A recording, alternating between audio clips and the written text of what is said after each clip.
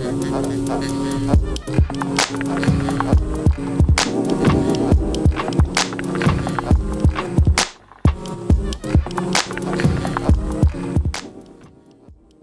aku Nana dan selamat datang di channelku Ciluk. Nah, karena minggu ini adalah Italian Cuisine Week, kali ini kita akan bikin salah satu jenis pasta favoritku, yaitu tortellini. Nah, tortellini adalah salah satu jenis pasta yang ada isiannya gitu, yang khas dari daerah Emilia Romagna, terlebih khususnya di Bologna dan Modena. Nah, katanya tortellini ini zaman dulunya itu bisa dibilang sebagai kayak makanan orang miskin gitu, karena katanya dibuat ini tortellini ini dibuat untuk mempergunakan sisa-sisa daging dari orang kaya katanya. Dan ya udah sih, sebenarnya ini tuh lumayan gampang bikinnya, cuman it takes a little bit of effort but it's worth it. Jadi langsung aja kita mulai ke masak-masaknya.